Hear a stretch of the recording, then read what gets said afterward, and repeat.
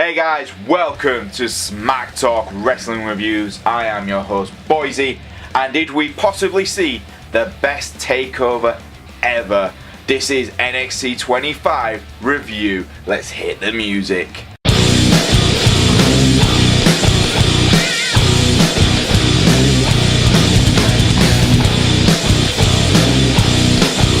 So we kicked off the show with Matt Riddle versus Roderick Strong, and what a hell of a match did we get for the start of the show. This just shows that every superstar on the NXT TakeOver is there to steal the show, and this one was no exception.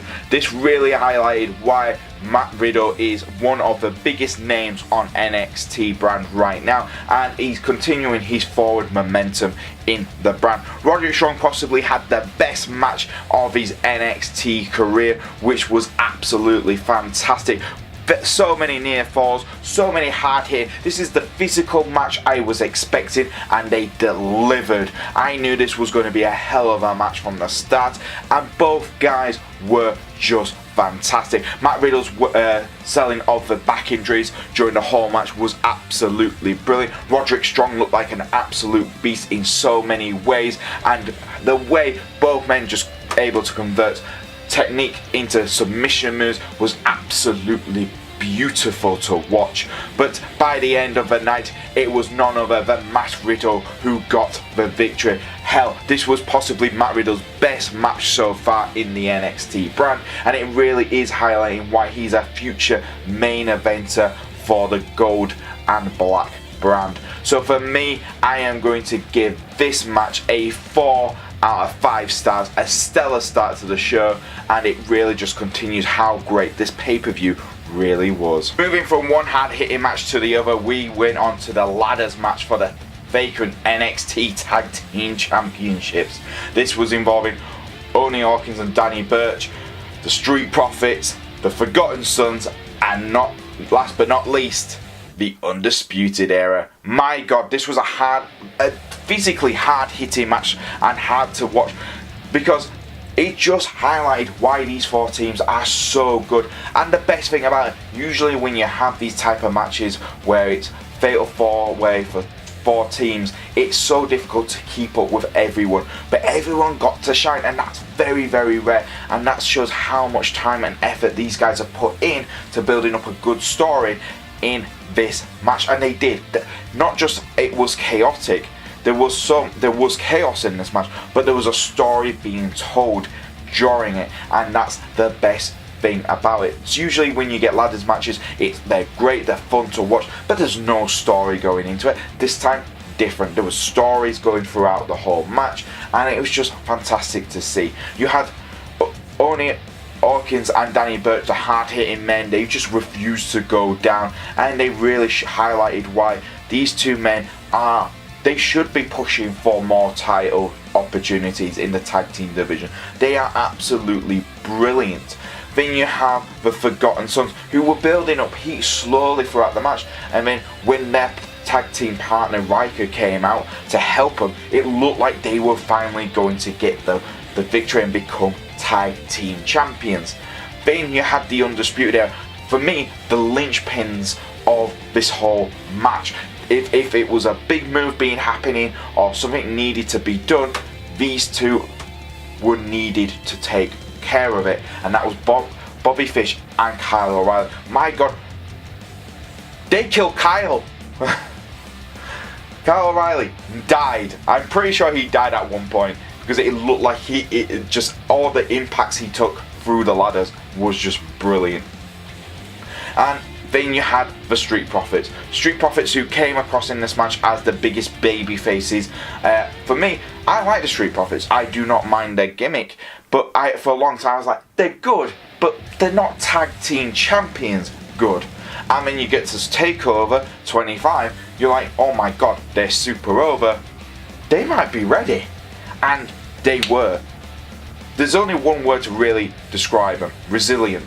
Someone described it online that they were super resilient throughout the sort of match, and they were, and that's the best thing. They were just so good. They wouldn't disappear, and they really pushed everyone.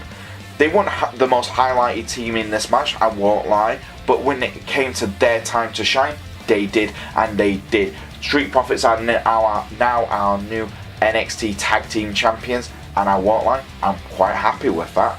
So for me, I am going to give this, because it's a brutal match and it was brilliant and it continued a storyline which is going to be awesome for everyone involved in it. I'm going to give this a 4 out of 5 stars. Fantastic start to NXT TakeOver 25. Next up, we went to another fantastic match of the night. It was for the NXT North American Championship. This was the Velveteen Dream defending his title against the veteran of NXT, Tyler Breeze. And my god, what a story. This just shows you how much different it is from the main roster to the NXT roster, because for so many months, so many years, Tyler Breeze, who is a talented performer, a talented worker, goes to the main roster. The creative team, the main guys just don't know what they're doing with him. They can't really develop a story. He comes back to NXT, challenges for the North American title, and instantly has a fantastic storyline, which, let's be honest, will lead up to a rematch in the future between Dream and Breeze, because my god, we need to see that again because it's that good. And it also allows him to be classed as a veteran, a grizzled veteran, coming back to his old stomping grounds to prove himself once again after years on the main roster. And that's the big thing for me. That was the story. Marlo did a fantastic job continuing to tell Tyler Breeze's story in this match. Dream and Breeze have that chemistry. They're so good and they're so much alike. It was just stellar. It was a stellar match to watch. I love watching the Velveteen Dream perform because he is one of the best in-ring performers. The way he can just manipulate everything, and to be honest, he's a heel. Let's not forget, the guy's not a babyface. Tyler Breeze isn't a babyface in the story. Both guys are heels, but they're so over and so wanting to put on a A-class match. It's unbelievable. But yes, this was an absolutely stellar match to watch. Both men really went out on it, and with near the end, when Dream had to resort to trying to hit Tyler with the belt, Tyler steals it off him, he gives it to the referee, and then Velveteen Dream takes advantage and hits the Rainmaker to get the pinfall, leading on to obviously a rematch in the future. We did get a nice moment when we had Tyler Breeze take a selfie with the Velveteen Dream as well at the end, showing his respect for this young up-and-comer. What can I say?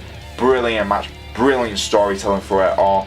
Everyone did their fantastic job, and it's good to see Tyler Breeze being used properly again in wrestling. So for me, I am going to give this a 4 out of 5 stars. Fantastic start to NXT TakeOver 25. Next up, we had another stellar match from NXT TakeOver 25. It was Shayna Baszler taking Io Shirai on for the NXT Women's Championship. My god, what a match did we get. This was absolutely fantastic, and both women really going out. Shayna Baszler for me has absolutely evolved from the first time I saw her on an NXT TakeOver. She has become possibly as well respected in the TakeOver pay-per-views as Johnny Gargano, in my opinion. She is so hard hitting. She is one of the best performers in the women's division, and she dominates all the time.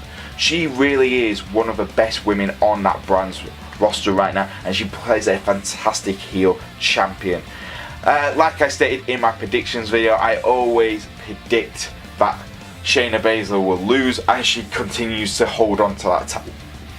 And I'm glad that tradition is continuing, because I want to see this match again. I've already said it with Tyler Breeze and Dream. I want to see Io Shirai and Baszler again in the future for the NXT Women's title, because this match was a great appetizer to another fantastic match in the future.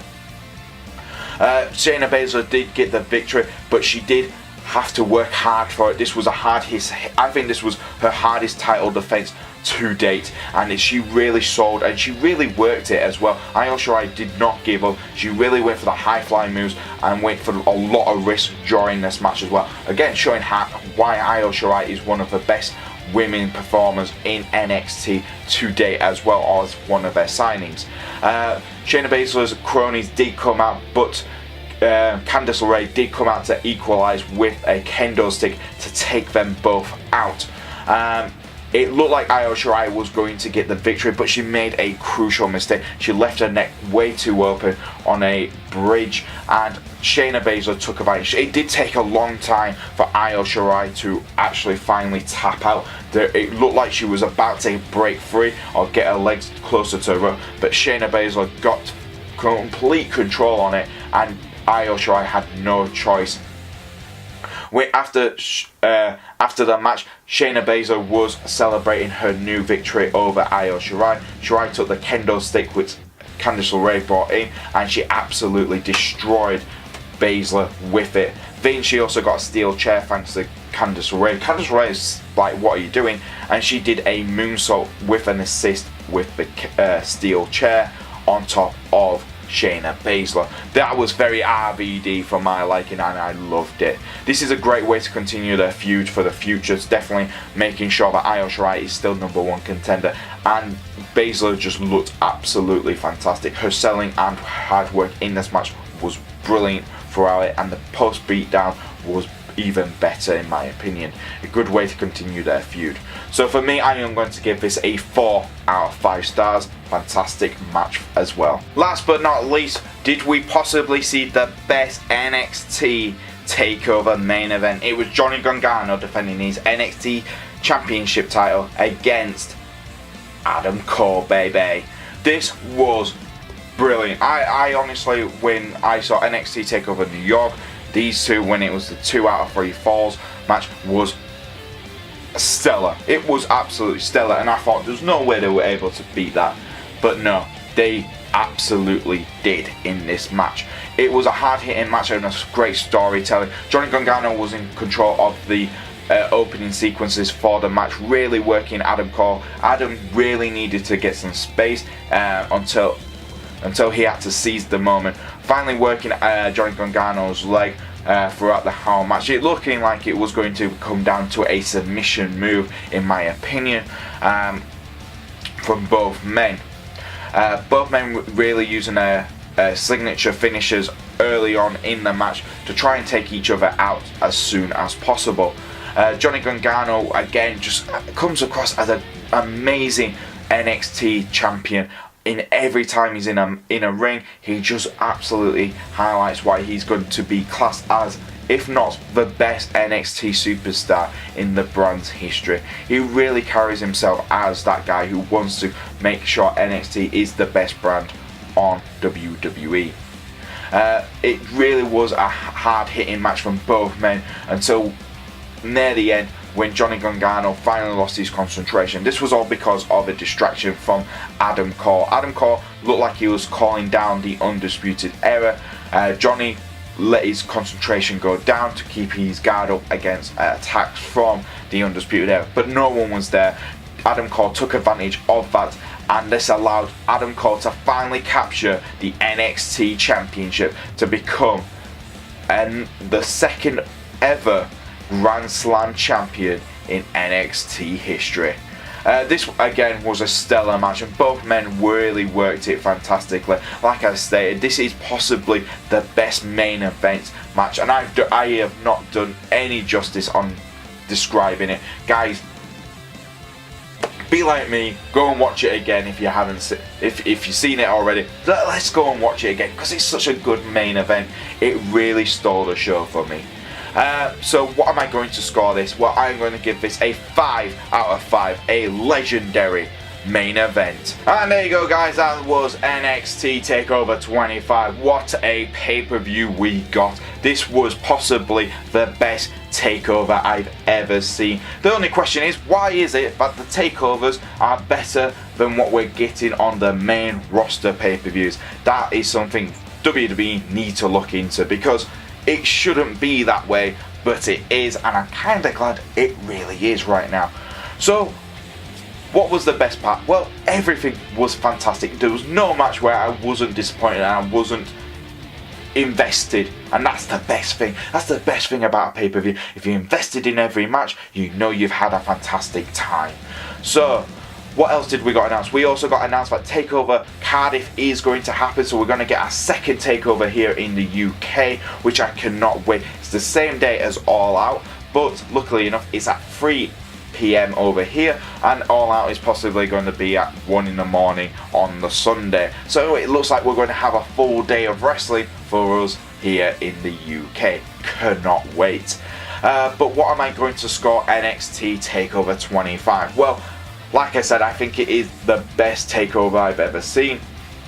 So I'm going to give it a 5 out of 5. It's a legendary pay-per-view in my opinion. But what was your favourite part of NXT 25? Leave it in the comments below, guys. If you do like our videos, don't forget to like, subscribe and press that bell so you can keep notified with all our content here at Smack Talk Wrestling. If you want to follow us on your Twitter, it's at Smack Talk YouTube. That's a U and a tube. If you want to follow me on your Twitter, it's at Boyze88. And I'll see you guys next time on Smack Talk Wrestling Reviews.